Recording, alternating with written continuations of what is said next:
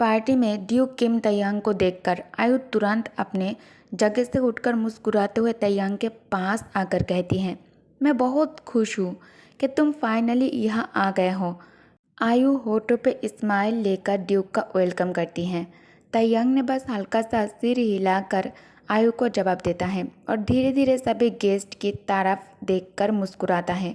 आयु के मन में करवाहट थी क्योंकि कल रात ड्यूक आयु के साथ था, हर जगह उसे एस्कॉर्ट किया था, पर फिर भी आयु को महसूस हुआ कि उसका ध्यान कहीं और था। जैसे कि ड्यूक तो आयु को देख भी रहा था, पर उसके बावजूद वो आयु के लिए सोचता ही नहीं था। तयंग अचानक पूछता है, क्या आप सब गार्डन में वॉक करना पसंद करेंगे? एक अजीब रिक्वेस्ट थी। सब थोड़ा कन्फ्यूज और शॉक्ड हो गए क्योंकि तयंग कभी खुद ऐसे पहले नहीं करता था। हमेशा दूसरे लोग ही उसे मिलने आते थे। आयु तयंग की तरफ देखकर पूछता है, सिर्फ हम दोनों? तयंग तुरंत हाँ में जवाब देता है। Okay, no problem. तयंग कहता है, जी जी माय लेडी, मुझे आपसे एक बात करनी है। ड्यूक किम के टोन से लग रहा था कि अगर आयु मना भी कर दे तो भी वो आयु से वो बात कह ही देगा जो उसके दिल में है। आयु के दिल को चोट लगती है इसके बारे में सोचकर। आयु को सच पता था कि तयंग का दिल और दिमाग उसकी मिस्ट्रेस जोंगकुक पर था। आयु मन ही मन सोचता है, कम से कम पहले मुझसे शादी कर लेता, फिर दूसरे का जिक्र करता मुझसे। ड्यूक कितना बेरहम कैसे हो सकता है और इतना बेशर्म भी। पर आयु ड्यूक किम तयंग को जवाब देने से पहले ही एक सर्वेंट भागता हुआ वहां आ जाता है। सर्वेंट बहुत ही ज़्यादा घबराया हुआ और पैनिक में बिना कुछ सोचे जोर से कहता है, मास्टर। तयंग की मॉम इससे खफा हो जाती हैं।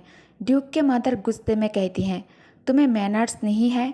गेस्ट के सामने हो, सिर्फ तब ऐसी अफरा तफरी मचाओ जब लाइफ एंड डेथ का मैटर हो, वरना तमीज़ सिखाने के लिए मैं तुम्हें नौकरी से भी निकाल सकती हूँ। सर्वेंट शर्मिंदा होकर सिर झुका लेता है। तयंग अपने मॉम की बात को इग्नोर किया और सीधा सर्वेंट के पास जाकर तेज़ आवाज़ में कहता है, क्या हुआ है? सर्वेंट ने घबराकर तयंग की आंखों में देखा, फिर झुका कर सिर को कहता है, मास्टर, आपके लिए आरविश से अर्जेंट कॉल आया है। सब कुछ रुक जाता है। मेंशन में सन्नाटा छा जाता है। इसे सुनकर तयंग गहरी सांस लेता है और अपने अंदर के अजीब बेचैनी को महसूस कर एक हाथ अपने दिल में रख लेता है। तयंग मन ही मन सोचता है, क्या ये वही चीज़ है जो अरविश से लौटने के बाद से उसे परेशान कर रही थी? तयंग तुरंत कहता है, कौन सी कॉल, क्या हुआ? सर्वेंट तयंग के डर से लफ्ज़ ढूंढने लगता है तो तयंग गुस्से में कहता है, सीधा बोलो। इवन। उसने गुस्से में सर्वेंट को ऑर्डर दिया और उसकी तेज़ आवाज़ सुनकर वह आदमी डर जाता है। इवन तुरंत झुक जाता है, लेकिन इस बार उसने क्लियरली और लाउड वॉइस में कहता है, उन्होंने अभी अभी डिस्कवर किया है कि मिस्टर वंग और जियोन जोंगकुक आरविश से मिसिंग हो गए हैं। My Lord. ये सुनकर सब शॉक हो गए। साइलेंस छा जाता है, जैसे हवा रुक गई हो। आयु ने अपना खुशी का स्माइल छुपाने की पूरी कोशिश करती है जो खुद ब खुद आ रहा था। उसने तयंग के पीठ को देखा जो बिल्कुल सीधा खड़ा था। सर्वेंट ने आगे बताया, उनकी केबिन चेक करने पर पता चला कि वो दोनों अपने कुछ सामान के साथ लास्ट नाइट ही चले गए थे। ड्यूक के मादर मिसेस किम अचानक चिल्लाकर कहती हैं, क्या बेवफा लोग हैं, इतना सब कुछ करने के बाद भी हमें छोड़ दिया। फिर मिसेस किम देखा कि सब उसकी तरफ अजीब नज़र से देख रहे हैं तो वो एम्बरेस्ड हो गई। मिसेस किम मन ही मन सोचती हैं, अगर सर्वेंट भी भाग रहे हैं तो ये र्यूमर्स बहुत एम्बरेसिंग बनेंगे। आयु तुरंत सपोर्ट दिखाते हुए कहती है, ये उनका आपके ग्रेट फैमिली के लिए इंसल्ट है मॉम। मुझे तो ये समझ नहीं आ रहा है उन्होंने ऐसा क्यों किया। आयु आउटसाइड से वरीड लग रही थी और गुस्से में दिख रही थी, लेकिन अंदर से उसके मन में एक्साइटमेंट थी। उसे तसल्ली हो गई कि उसका भेजा हुआ लेटर गार्डनर तक सेफली पहुंच गया था। आयु ड्रामा करते हुए कहती है, माय ड्यूक, हमें अपने वेडिंग के बारे में डिस्कशन पोस्टपोन कर देना चाहिए जब तक किम फैमिली अपने मैटर्स को सेटल नहीं कर लेती। उसने अपने दिल में जॉन्गकुक को थैंक किया। वेल डन जॉन्गकुक, तुमने परफेक्ट काम किया है। तायंग बिल्कुल काम दिख रहा था बाहर से, लेकिन आयु ने नोटिस किया कि उसके हैंड्स थोड़े शेक हो रहे थे जब वह अपने कोट के बटन को फिक्स कर रहा था। ये देखकर उसके अंदर और खुशी भर गई। आयु मन ही मन सोचती है, फाइनली ए पावरफुल ड्यूक भी पेन फील कर रहा है। अब उसे समझ आएगा कि अपना सबसे प्रीशियस चीज़ खो देना क्या होता है। रात भर जर्नी चलती रही और जॉन्गकुक ने विंडो से बाहर देखा। डार्कनेस के बीच भी उसे लैंडस्केप क्लियरली दिख रहा था। ये सीन उसे उसके यंग डेज की याद दिला रहा था, जब जॉन्गकुक अकेला ट्रेन जर्नी कर रहा था। उसने एक डीप ब्रीथ लिया, बहुत देर तक उसे रोका और धीरे से रिलीज करके अपने आप को काम करने की कोशिश किया। जब ट्रेन अगले टनल से गुजरा तो जॉन्गकुक का दिल तेज धड़कने लगा। एक पल के लिए उसने खुद को देखा, पर अपना आज वाला चेहरा नहीं, बल्कि वो खोया हुआ छोटा लड़का जो उसने बचपन में देखा था जब पहली बार आरविश आया था। जैसी ट्रेन टनल क्रॉस करके वापस खुले आसमान में आया, उसका आईना जैसा रिफ्लेक्शन फिर से वापस उसी के कारण चेहरे में बदल गया। उसने हल्का सा बेजार सा स्माइल निकाला। उसकी जवानी वाली मासूम सी आंखें अब एक थकी हुई और दर्द भरी नज़र बन चुका था। पर जॉन्गकुक ना तो कोई सोल्जर था और ना ही अनुभवी। वो बस थक चुका था और बेहिस हो गया था। उसके अंदर एक खालीपन था और आरविश को छोड़कर जाना जॉन्गकुक के लिए थोड़ा अजीब था। ध्यान मुझ पे रख लो जॉन्गकुक।